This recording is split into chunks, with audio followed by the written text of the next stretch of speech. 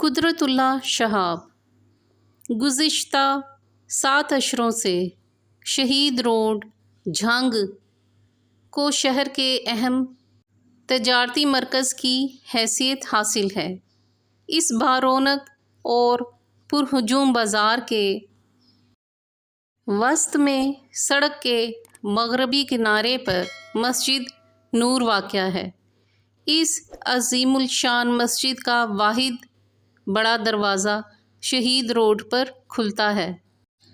دروازے کی سیڑھیوں کی شمالی جانب فٹ پاتھ پر ایک دراز قد بوڑھا موچی زمین پر بیٹھ کر پرانے جوتوں کو مرمت کیا کرتا تھا۔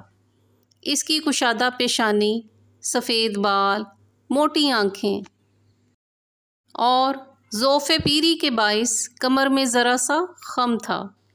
جیسا کہ آپ نے ابھی سنا، اس بوڑھے موچی کا نام کرم دین تھا، لیکن سب لوگ اسے کرمو موچی کے نام سے پکارتے تھے۔ یہ موچی 6 اشروں تک اسی جگہ پر بیٹھ کر درد مندوں اور غریبوں کے پھٹے پرانے جوتوں کو گانٹھتا رہا۔ کرمو موچی فلکیات اور نجوم میں بھی دلچسپی رکھتا تھا۔ وہ ایام کا مرکب نہیں تھا، بلکہ ایام کا راکب تھا۔ وہ باطن ایام کی تمام کیفیات کا رمز آشنا تھا۔ آنے والے دنوں میں پیش آنے والے واقعات کے بارے میں اس کی پیشن گوئی ہمیشہ حرف بحرف درست ثابت ہوتی تھی۔ کئی لوگوں کی زبانی معلوم ہوا کہ کرمو موچی دور بیٹھ کر بھی حالات کو دیکھنے کی استعداد رکھتا تھا۔ اس زمانے میں اپنے میاں مٹھو بننے والا ایک مغرب زدہ مسخرہ لنڈا بازار سے کسی مرے ہوئے یہودی کی اترن، جس میں کپڑے، بوٹ، نیک ٹائی، جرابیں اور کوٹ وغیرہ شامل تھے، انتہائی ارزاں نرخوں پر خرید کر لاتا اور چھیلا بن کر شہید روڈ، جس کو جھنگ کی ٹھنڈی سڑک بھی کہا جاتا ہے، پر بے مقصد گھومتا۔ یہ بانکا اور بڑبولا نوجوان، جو حامد علی شاہ کا پڑوسی تھا، اکثر اپنے ساتھیوں کو لے کر شہر بارونق بازاروں میں مٹر گشت کرتا۔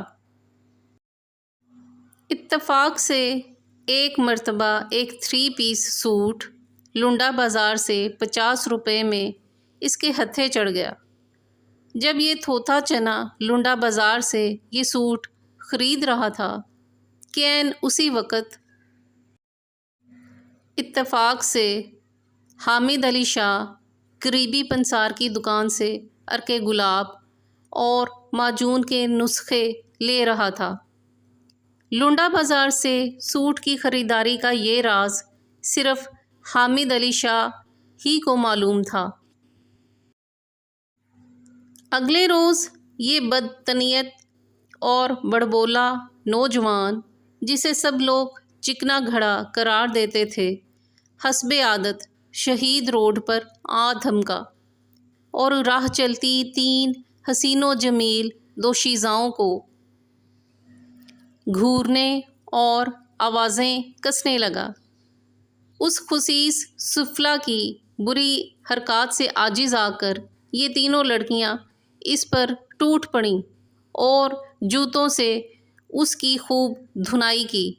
اس سے قبل کہ معاملہ طول کھینچتا، مقامی دکانداروں نے اس احمق نوجوان کو دھکے دے کر ان مشتعل لڑکیوں کے نرخے سے نکالا اور ان سے نجات دلائی۔ وہ بزِ اخفش ٹھٹائی کا مظاہرہ کرتے ہوئے بڑبڑاتا ہوا کرمو موچی کے پاس آیا اور اپنے ساتھ ہونے والے ناگفتہ با سلوک اور ناقدری پر مگرمچھ کے آنسو بہانے لگا اور کفن پھاڑ کر بولا، ان لوگوں نے میری قدر نہیں پہچانی۔ اب تم ہی بتاؤ کہ تمہاری نظر میں میری قدر و قیمت کیا ہے؟ کرمو موچی نے بے توجہی سے کہا۔ 50 روپے۔ اف، میری اس قدر کم قیمت؟ 50 روپے کا تو میں نے اس وقت سوٹ پہن رکھا ہے۔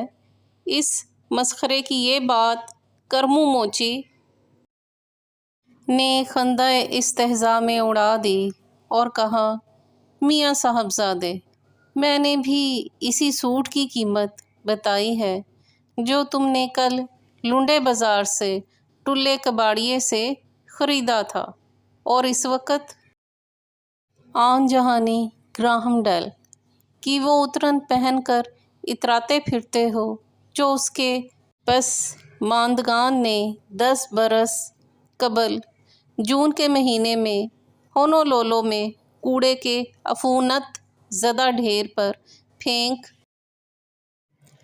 دی تھی۔ تمہارے دیدے ہوائی ہیں اور تمہیں کسی شریف زادی کی عزت و ناموس کا کوئی خیال ہی نہیں۔ تمہارے جیسے بگلا بھگت اور آوارہ گرد جنسی جنونی کو تو بے داموں بھی کوئی نہ لے۔ تم جیسے ہزاروں تلنگے، رجلے کھجلے اور لچے یہاں جوتیاں چٹکھاتے پھرتے ہیں، کوئی ان کو پوچھتا بھی نہیں۔ ہاں، ایک بات کان کھول کر سن لو۔ اگر آئندہ کبھی اس رستے پر چلے اور ایسی گری ہوئی حرکت کی تو اپنے گھر واپسی کا راستہ بھول جاؤ گے، اور تمہارے گھر والے تمہاری راہیں تکتے رہیں گے۔ یہ سن کر وہ ابلہ وہاں سے ایسے غائب ہوا جیسے گدھے کے سر سے سینگ۔ وہاں موجود عبداللہ، حامد علی شاہ، دانش، فاضل اور دوسرے احباب سوچتے ہی رہ گئے کہ کرمو موچی کو سمندر پار ہلاک ہونے والے ایک یہودی کی اترن اور اس کے ٹھکانے لگانے کے بارے میں یہ سب راز کیسے معلوم ہو گئے۔ سنا ہے اس مرد خود آگاہ کی نگاہ کے اثر سے جلد ہی وہ نوجوان راہ راست پر آ گیا اور تمام بری عادتوں اور قباحتوں سے تائب ہو کر سچ اور نیکی کی محفوظ پناہ گاہ میں جا پہنچا۔